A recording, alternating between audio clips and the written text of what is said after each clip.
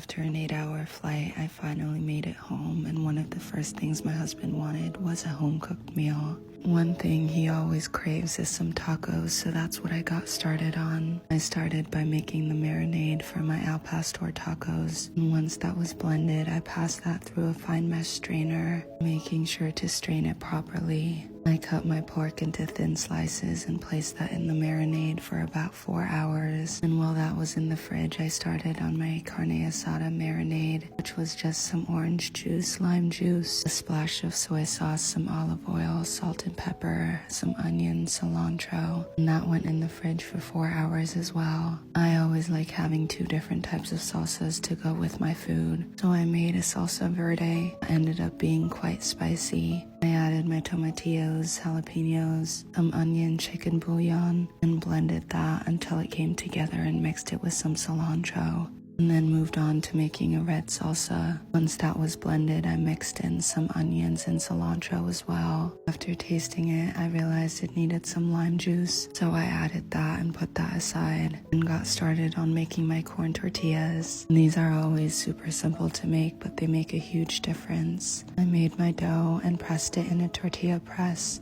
I placed my tortillas in a hot pan and waited for them to puff up before wrapping them in a tea towel. I fried my pork with some pineapple and onions and seared off my flank steak before letting it rest. I also always prepped some onion and cilantro on the side, and then it was time to plate. Lucky couldn't stop eating these, and he was so happy that I was finally home.